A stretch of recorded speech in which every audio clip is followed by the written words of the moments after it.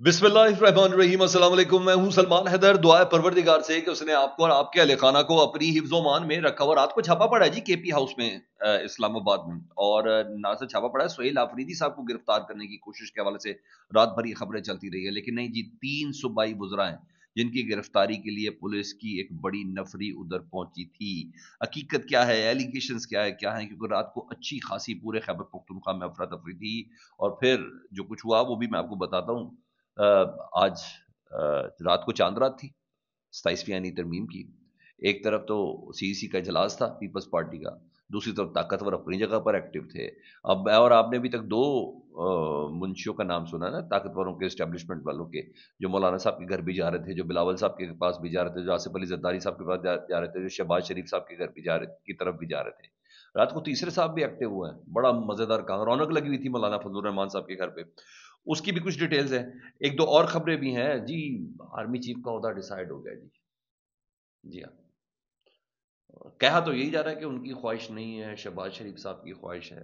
But जी हाँ, CDS, chief of defence staff, declared हो गया।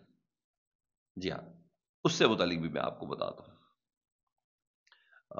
एक के बाद चीज़ें रखते, सबसे पहले जी कुछ जो मुंदरजाल रात को शेयर हुए जी।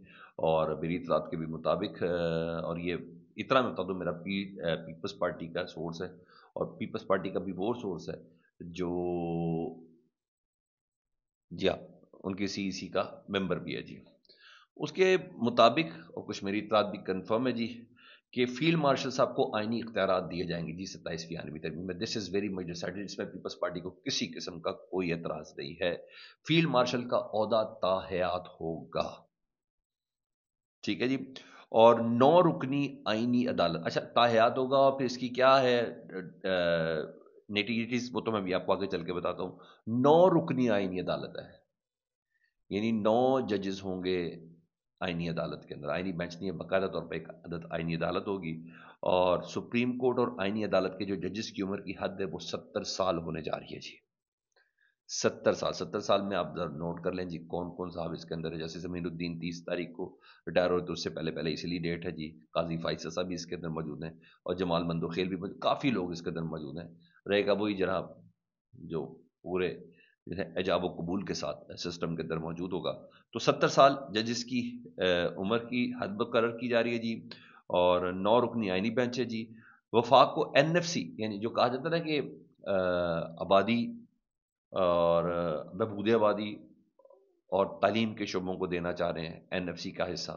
नहीं सर, वो इंटरेस्टिंग सारा मामला आता है पैसों के। मैं तो समझता खुश हो गया था कि शायद इसके इसी बहाने पूरे पाकिस्तान का निसाब यकसा हो जाएगा। जो HSN में कोर्स पढ़ाया जा रहा है वो शायद सिंध के भी किसी गोट के अंदर पढ़ाया जाएगा। नो, 10% हिस्सा मिलेगा तमाम सूबों से, कुल कटौती करके 10% हिस्सा वफाक को मिलेगा जी 27वीं आईनी तरमीम में।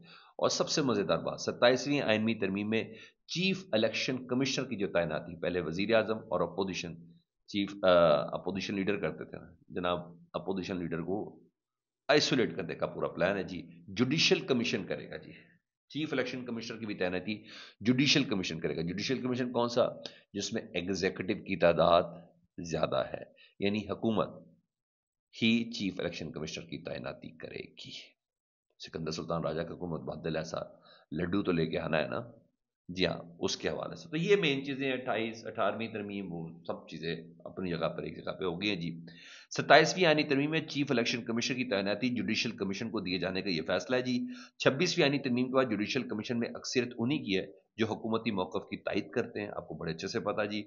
आईनी बेंच में जजेस की तब्दीली, नए जजेस की भर्ती भी हुकूमत की मंशा के बगैर मुमकिन नहीं है, ठीक है जी। और अब चीफ इलेक्शन कमिश्नर भी हुकूमत जिसको चाहेगी उसको लगाएगी। तो अपोजिशन का जो रोल है ना, ये बज़ाहिर ख़त्म होता हुआ नजर आ रहा है। इरशाद भट्टी साहब ने खबर दी, उन्होंने भी मेरी खबर की तायद की। वो कहते 27वीं आनी तरमीम में फील्ड मार्शल के अहदे को आईनी तहफ़्फ़ुज़ दिया जाएगा। दूसरा, जंग की हालत में तीनों मुसल्लह अफवाज का फैसला फील्ड मार्शल साहब ही कर सकते। तो अभी भी तो जंग जब हुई थी तो सारा क्रेडिट मुसल्लह अफवाज के सरबराह फील्ड मार्शल आसिम मुनीर साहब के पास ही था ना। क्या हुआ मसला कि जिसको इसको आईनी शक्ल देनी है, और तीनों का CDS, chief of defence staff का जो उनके लिए क्रिएट किया जा रहा है, क्या चीज है? तो कुछ है। جس سے متعلق کوئی اور نہیں آتا. تارڑ صاحب بھی جب جتنی تردید کرے تو اس سے اندازہ لگایا جا سکتا ہے. وہ کہتا ہے نہیں نہیں نہیں، آرٹیکل 243 میں جو ترمیم ہے نا، وہ نیشنل سیکورٹی کا معاملہ ہے. امریکہ میں بھی یہ باتیں ڈسکس نہیں ہوتی، اس پر دنیا میں کہیں بحث نہیں ہوتی.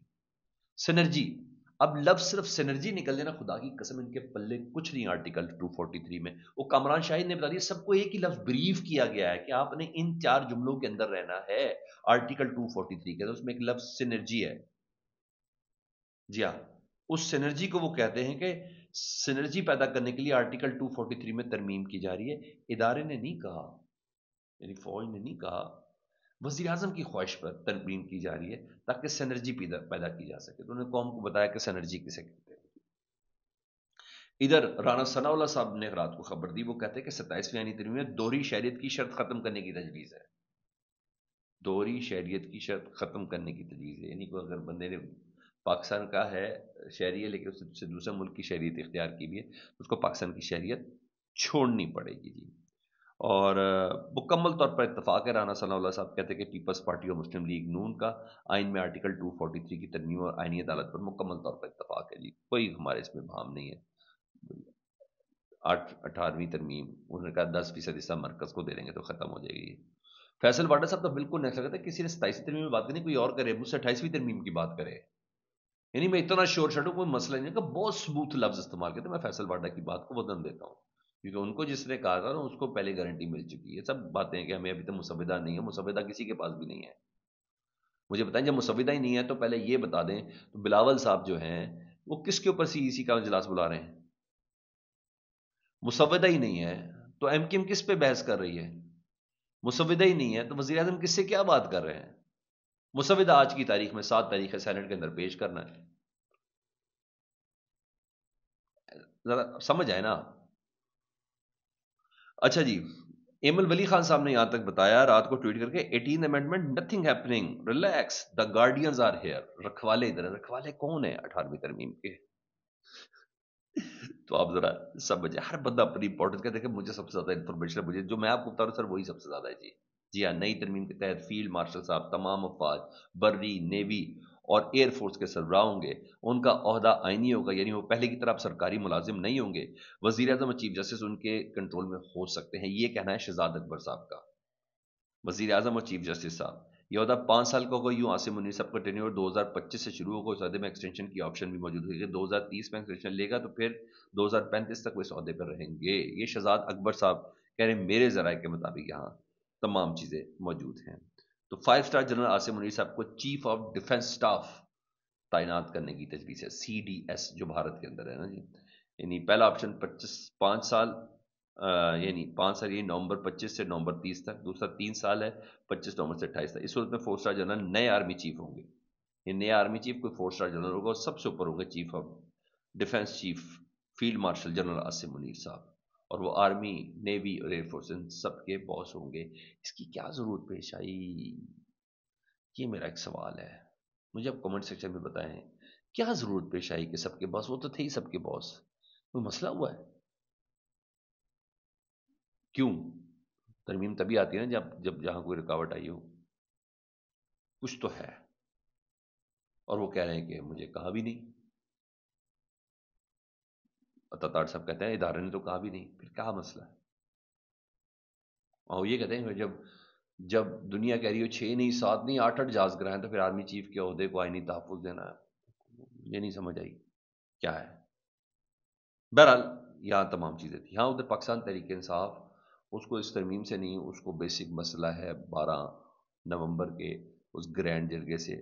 کل وہ ANP سے ملی، ٹھیک ہے، کل وہ مسلم لیگ نون سے ملی، امیر مقام صاحب سے ملی، کل وہ شیر پاؤ صاحب سے ملی. اور رات کو انہوں نے نیشنل ڈیموکریٹک موومنٹ کے سربراہ محسن داوڑ صاحب سے ایک وفد کی شکل میں ملی اور 12 نومبر امن جرگے میں شرکت کے لیے باضابطہ طور پر دعوت دی ہے محسن داوڑ اور بشرا گوہر کو. اور یہاں صوبائی جنرل سیکرٹری علی اصغر خان، محمد خصوصی تراج، شفیع جان پشاور ریجن سیکرٹری علی ارباب اور دیگر یہ تمام افراد اس وقت ادھر موجود تھے. خبر رات کو ایک اور نے بھی کان کھڑے کیے، وہ تھے ہنگامی الرٹ جاری کیا بھی نا خرم ذیشان صاحب نے جو ابھی سینیٹر منتخب ہوئے ہیں 91 ووٹ لے کے. وہ کہتے ہیں KPI اسلام آباد میں نا وزیر اعلیٰ خیبر پختونخوا سہیل حفیظی اور صوبائی صدر جنید اکبر کی گرفتاری کے وارنٹ لے کر پولیس موجود ہے. انہیں کوئی شرکت کی تو شدید تنقید ہوگی. اچھا میں نے اس کو ڈگ آؤٹ کیا. ڈگ آؤٹ کرنے کے بعد مجھے پتا چلا نہیں جناب، سہیل آفریدی صاحب خیر خیریت سے پشاور پہنچ چکے تھے. یہ بیسیکلی ایم پی اے مینا خان، اور منسٹر بھی ہے نا مینا خان آفریدی، شفیع جان وزیر اطلاعات، اور ڈاکٹر امجد کی گرفتاری کے لیے چھاپا مارا گیا تھا. انسداد دہشت گردی عدالت نے پی ٹی آئی رہنماؤں کے ناقابل ضمانت وارنٹ گرفتاری جاری کیے تھے. تھانہ کوثار میں 26 نومبر کے درج مقدمے کے ملزمان کی گرفتاری کے لیے چھاپا مارا گیا تھا. خیبر پختونخوا ہاؤس میں ملزمان کی عدم موجودگی میں پولیس ٹیم واپس گئی ہے. کچھ آج کل یہ تینوں وزیر پاپ اپ بھی بہت کر رہے ہیں نا، ٹائم بھی بڑا ہارڈ ٹائم بھی دے رہے ہیں ایک ایک پریس کانفرنس کے اندر. تو وفاقی پولیس کی بھاری نفری خیبر پختونخوا ہاؤس پہنچی تھی. 26 نومبر کے درج تھانہ کوثار میں درج مقدمے میں نامزد ملزمان کی موجودگی پر انہوں نے یہ چھاپا مارا تھا.